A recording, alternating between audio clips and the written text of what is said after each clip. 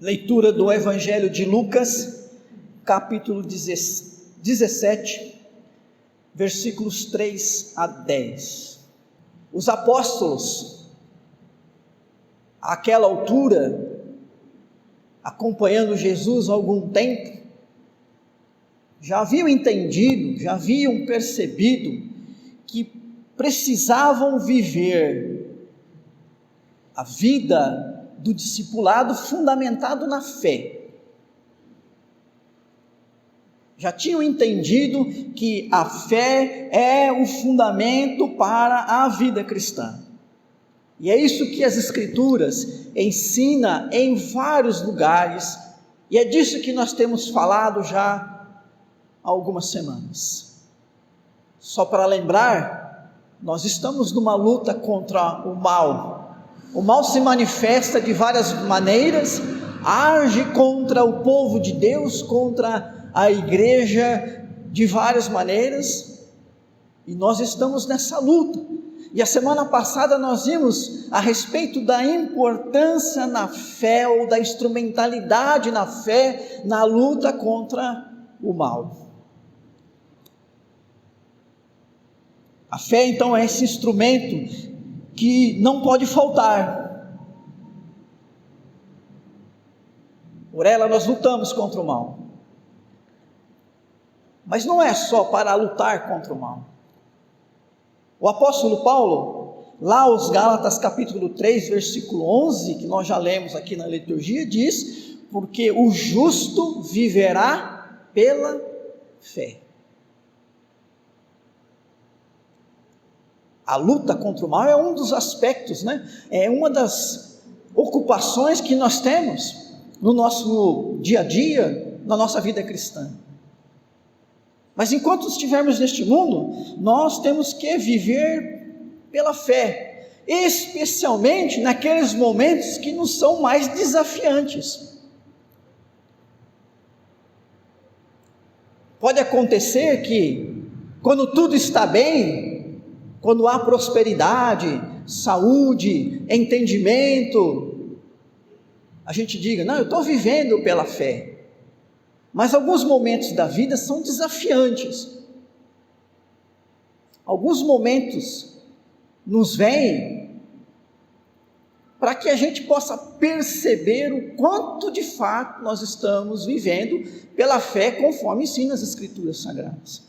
E os discípulos perceberam isso nas palavras aqui de Jesus.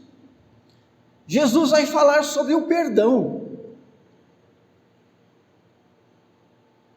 Todos nós aqui já tivemos que perdoar em algum momento, ou tivemos que pedir perdão, e sabemos que é uma experiência muito difícil, desafiadora. Estou falando do perdão, não estou falando daquela desculpa, ou daquele pedido de perdão por uma questão de gentileza, não é isso? De repente você tropeça em alguém, não vê alguma coisa, não vê alguém, fala alguma coisa um pouquinho diferente, isso também faz parte, e é importante que a gente sempre haja com gentileza, boa educação, sempre se desculpando, pedindo perdão. Isso só faz bem para a nossa vida, nunca faz mal. Mas nós sabemos, irmãos e irmãs, que existem aqueles momentos em que a gente precisa tirar do nosso coração aquilo que está corroendo. E nesse sentido, o único remédio é o perdão. O perdão é o remédio infalível para o rancor, para a amargura, para o ódio, para a vingança.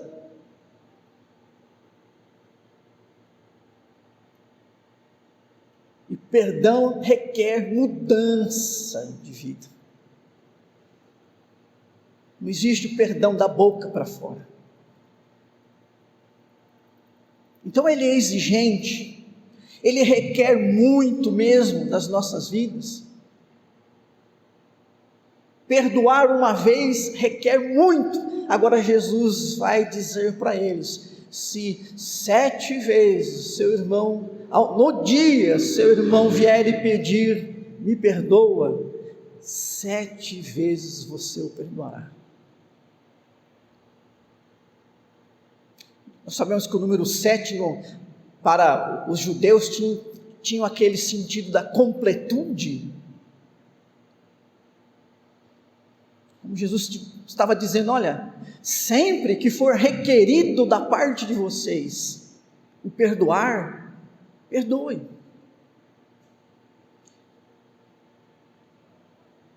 Olha que desafio, queridos irmãos, irmãs. E os discípulos então ficaram, pasmados diante do ensino radical de Jesus Cristo. E aí nós começamos a entender, irmão, irmã, o lugar da fé nas nossas vidas. Se não perdoamos, o mal permanece, mas ao perdoar, o mal é vencido.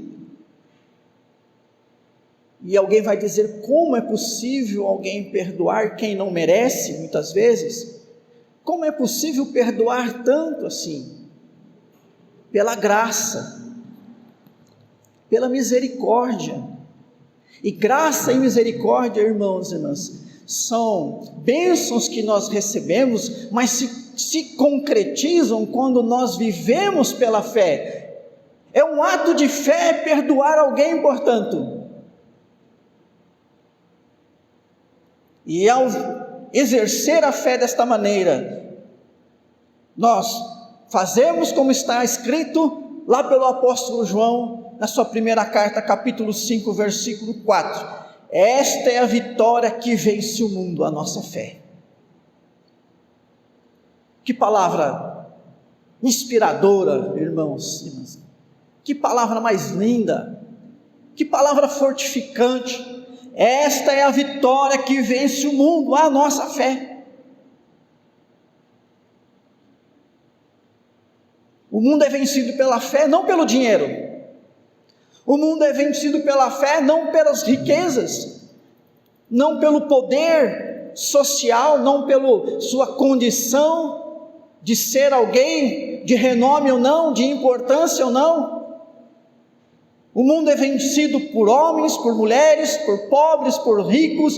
O mundo é vencido até pelos indoutos, os ignorantes, porque o mundo é vencido por todos aqueles que creem em Deus e exercitam esta fé, e pela fé agem contra o mal, e são capazes, muitas vezes, mesmo sendo pobres, ignorantes, fracos, frágeis, limitados, vencer o ódio, vencer a vingança, vencer a raiva, vencer o rancor tão presente no nosso mundo. Veja que pela fé nós somos capazes de enfrentar até mesmo o maior inimigo de todos, o diabo. É o que nós também já lemos lá em 1 Pedro capítulo 5. O diabo, vosso adversário, anda em derredor como leão que ruge procurando alguém para devorar. Resisti-lhe firmes na fé, certos de que sofrimentos iguais aos vossos estão se cumprindo na vossa irmandade espalhada pelo mundo.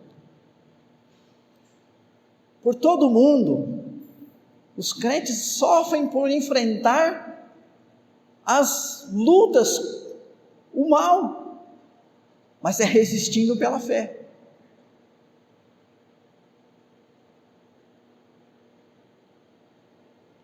Os discípulos acharam extremamente desafiador o pedido de Jesus. Jesus perdoar. Olha, perdoar uma vez já é algo extremamente difícil. Você vai dizer para a gente perdoar até 7 vezes ao dia? Diante, irmãos e irmãs, dessa radicalidade de Jesus, eu falo radicalidade do nosso ponto de vista, os discípulos voltam-se para Jesus e dizem: Senhor, aumenta-nos a fé. Versículo número 5. É preciso ter uma fé gigantesca para poder fazer isso que você está dizendo. Aumenta-nos a fé. Irmãos e irmãs, quantas vezes nós não agimos desta mesma maneira?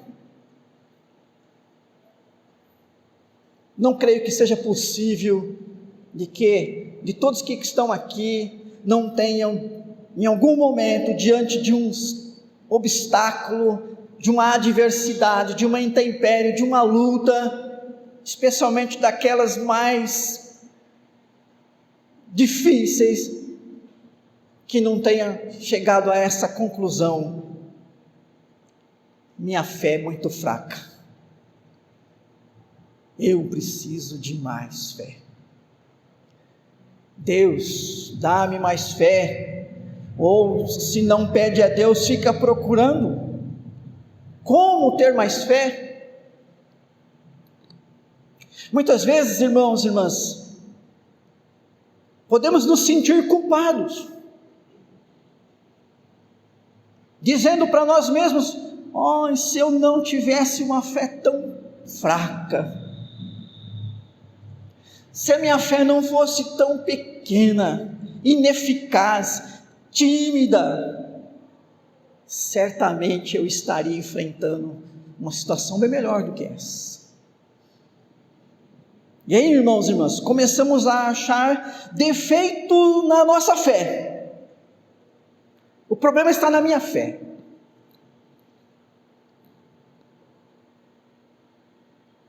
Talvez foi isso que os apóstolos pensaram.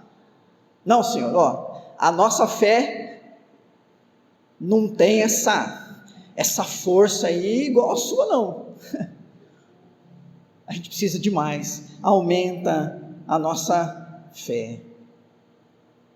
E aí então, irmãos e irmãs, chegamos à conclusão de que o problema é a nossa fé, o problema está na nossa fé.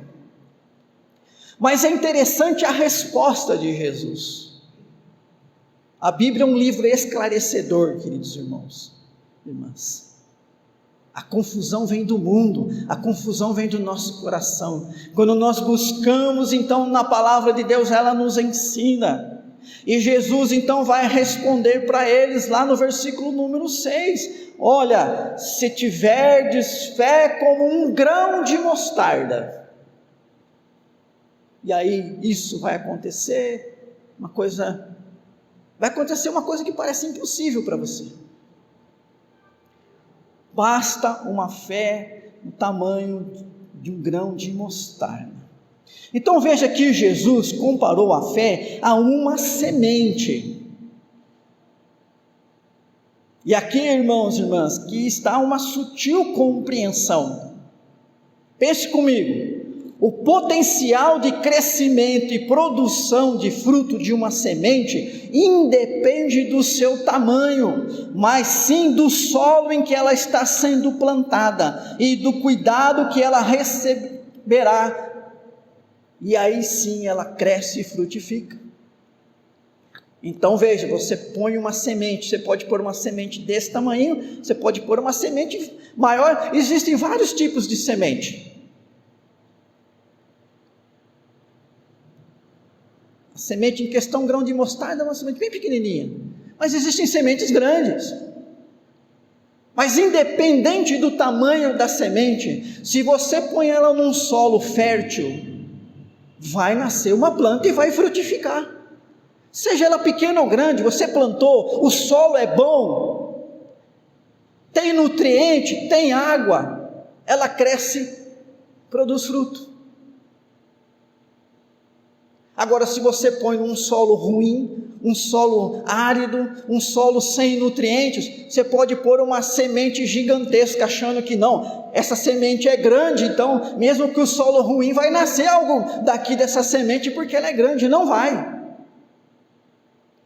E se nascer, vai acontecer como está na parábola do semeador, que é muito esclarecedora, inclusive, porque a parábola do semeador diz que o semeador saiu a semear e caiu sementes à beira do caminho, e os pássaros comeram e não frutificou. Caiu sementes num solo rochoso com pouca terra, nasceu até porque tinha um pouquinho de terra, mas faltava mais terra, faltava mais água, o sol veio, aquilo morreu, não frutificou. e caiu aquela semente entre os espinhos, mas os espinhos crescem mais rápido, sufocaram, cortou a queda de chuva, de água, ou seja, a planta precisa receber o que a natureza tem para oferecer, também não produziu.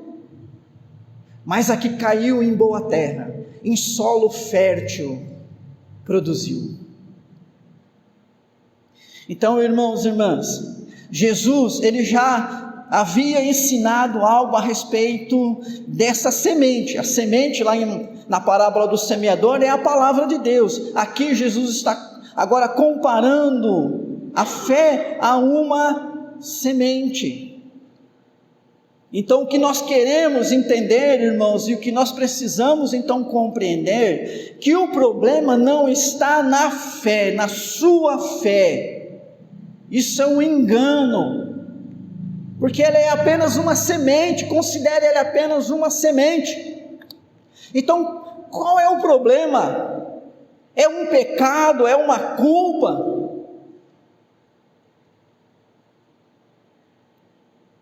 A questão, irmãos e irmãs, é entender que o aumento da fé implica em maior exigência. O aumento da fé implica para nós em maior exigência. Que exigência? A de fazer, agir, pensar acima da obrigatoriedade, do comum, do confortável. É preciso ir além, é preciso fazer mais. Por isso que depois que Jesus comparou a fé com uma semente de mostarda, ele então vai contar uma parábola, vai dar um exemplo. Imagine então que um homem tem um servo, um serviçal. A função desse servo, que está no contrato, é o seguinte: você levanta de manhã, vai lá para a roça, vai cuidar da roça, vai cuidar dos animais. Terminou a tarefa lá na roça, você vem para casa. Chegando em casa, você prepara a janta, põe a janta na mesa, espera eu, que sou o seu senhor, espera eu comer, me alimentar, e aí você pode sentar, comer e descansar.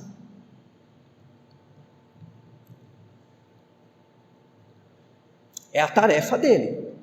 Então, qual é a obrigação de um servo que foi contratado para trabalhar na roça, cuidar da casa e servir o seu senhor?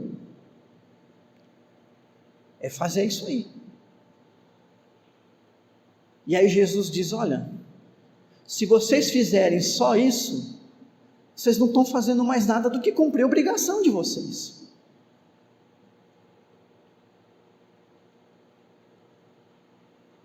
Interessante essa parábola aqui nesse contexto, queridos irmãos e irmãs, porque mostra que o aumento da fé implica em uma vida cristã que vai além dessa obrigatoriedade, uma vida cristã em que há uma maior exigência no nosso fazer, no nosso agir, no nosso pensar.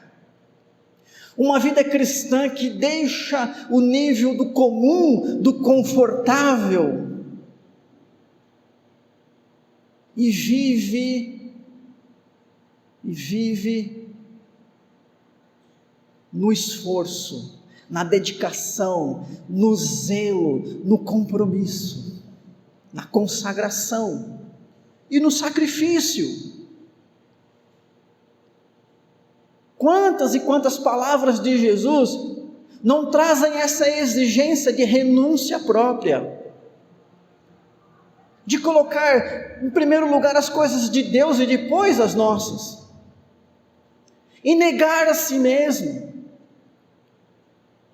em considerar o valor do próximo, e muitas vezes se ater mais às necessidades do próximo do que a nossa mesma. Se a gente fosse pegar aqui todos os textos dos evangelhos, das cartas, das epístolas, em que a palavra de Deus nos ensina, irmãos e irmãs, a ir um pouco mais além, a caminhar a segunda milha e viver uma vida de compromisso, dedicação, zelo e sacrifício ao Senhor, nós ficaríamos aqui quanto tempo?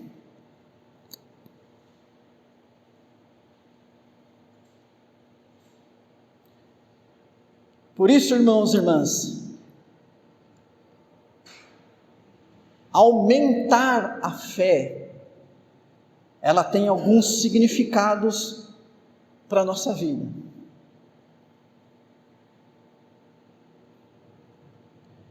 O tamanho da fé, na verdade, diz respeito ao estado ou à qualidade da nossa vida cristã.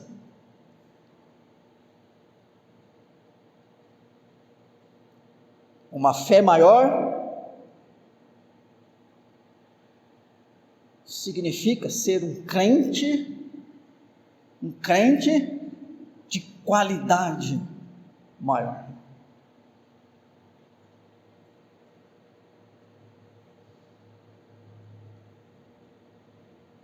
Como tem sido a sua qualidade de vida cristã?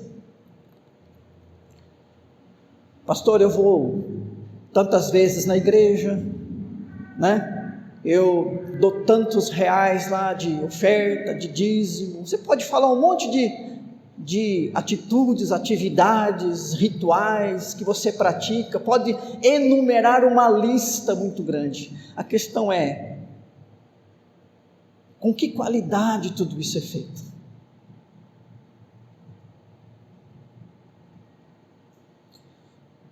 Grandeza ou pequenez na fé implica ou tem a ver com a nossa entrega e dependência de Deus. Tem a ver com a nossa disposição de exercitar a fé, a nossa disposição de se desprender das coisas que aparentemente nos dão segurança e viver uma vida na certeza deste cuidado de Deus.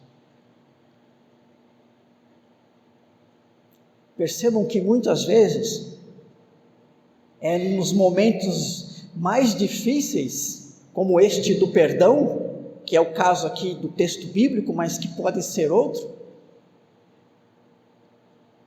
em que nós temos a oportunidade de crescer, de aumentar a nossa fé.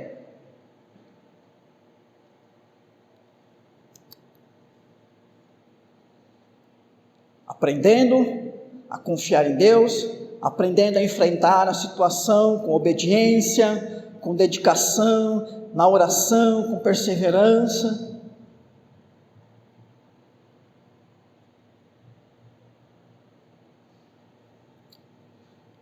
Outro ensino que nós tiramos desta palavra, que compara a fé a uma semente, é de que a quantidade da nossa fé, na verdade, diz respeito ao muito ou pouco da intensidade da nossa vida cristã. Fé, ou a gente tem ou a gente não tem. Não existe aquele que tem meia fé. Lembre-se que fé não é uma virtude produzida pela moral humana, pelo pensamento humano, pela engenhosidade humana. Fé não tem a ver com a nossa inteligência, a nossa racionalidade. Fé não tem a ver, irmãos e irmãs, com o que nós seres humanos podemos criar, produzir. Porque se assim fosse, fé seria algo de merecimento pessoal. Eu tenho fé porque eu mereço ter. Eu tenho mais fé que você porque eu mereço. Então, você que não merece, o problema é seu, eu mereço. Nós caímos no farisaísmo do tempo de Jesus. Não é isso? A fé, queridos irmãos e irmãs, é um dom de Deus. É uma dádiva dele. Deus nos concede esta graça, portanto, se vem de Deus, você não pode dizer, eu não tenho o suficiente. O aumentar a fé, o ter mais fé, o ser mais grande em questão de fé, tem a ver, irmãos e irmãs, conosco, com o nosso empreendimento na vida cristã, nossa consagração, nossa dedicação, nossa busca por Deus, nosso exercício desse dom que Deus tem nos dado. Nesse sentido, nós que aqui estamos somos pessoas totalmente diferentes, porque cada um aqui é um indivíduo. Além de cada um aqui ser um indivíduo, cada um tem sua história, idades diferentes, culturas diferentes, vieram de regiões diferentes, têm condições financeiras e sociais diferentes, estudos diferentes, mas o fato é o seguinte: se todos nós que aqui estamos, todos, sem exceções, todos nós que somos povo de Deus que aqui estamos hoje, se todos nós nos dedicarmos,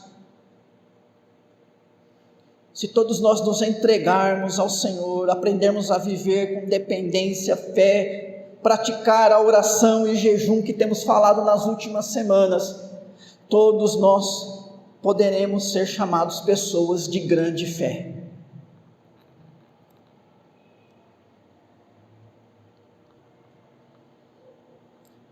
Por um lado é um grande alívio, né? Você saber que não tem a ver com o fato de você ter ou não ter alguma coisa, de você ser ou não ser de determinado jeito, não tem nada a ver. Mas por outro lado, irmãos e irmãs, traz essa responsabilidade, porque mostra o seguinte, que Deus está nos dando aquilo que nós precisamos, mas por outro lado, nós temos que também fazer a nossa parte. E não podemos ser como aqueles empregados que só fazem aquilo que é o comum, a obrigação, e pronto, fiz a minha parte. Às vezes eu fico imaginando que a gente poderia colocar uma espécie de relógio de ponto na igreja, né, em que as pessoas talvez se sentissem satisfeitas de vir, passou o ponto, e quem sabe ir para o céu, né, depois que morrer, será que ela está pensando em mostrar o relógio, o cartão de ponto para Deus? Aqui Deus, ó, tá vendo? Ó, toda vez que eu fui na Santa Ceia, eu passei. Toda vez que eu pus um dízimo, passei. Toda vez que eu entrei na igreja, e pronto, cumpri minha obrigação. E aí chegar para Deus, eu cumpri minha obrigação, Deus, agora você cumpre a sua. Abre as portas do céu para eu entrar aí. Como se Deus fosse obrigado a aceitar alguma coisa que é imposição nossa. Temos que ir além disso, irmãos e irmãs. Aos Coríntios, 2 Coríntios 8:7, o apóstolo Paulo diz assim: como porém em tudo manifestais superabundância, tanto na fé e na palavra, como no saber, e em todo o cuidado em nosso amor para convosco, assim também abundeis nesta graça. E Atos 11 diz, porque era homem bom, cheio do Espírito Santo e de fé. Olha que interessante, tanto os coríntios como Barnabé são colocados aqui nas escrituras como pessoas que têm muita fé. Agora, a muita fé de Barnabé e a muita fé dos coríntios estava relacionado ao estilo de vida cristã deles.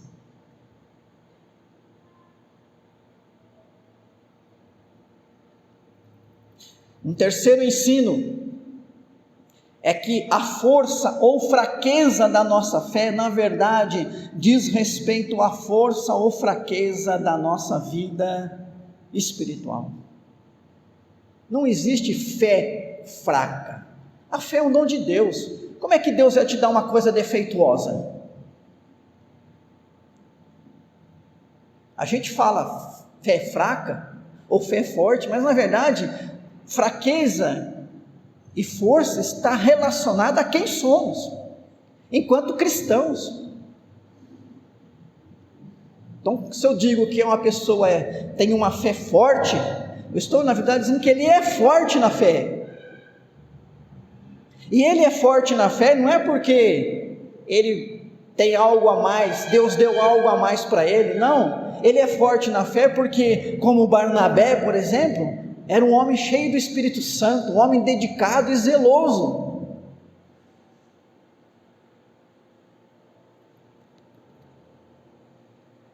Existe sim essa condição de pessoas que são fracas na fé. Romanos 14, versículo 1, o apóstolo Paulo diz assim: acolhei ao que é débil na fé, débil, fraco. Nesse caso, o apóstolo Paulo estava dizendo de pessoas que eram assim fracos na fé, porque eles tinham pouco entendimento a respeito das Escrituras Sagradas, ou um fraco entendimento a respeito das Escrituras Sagradas.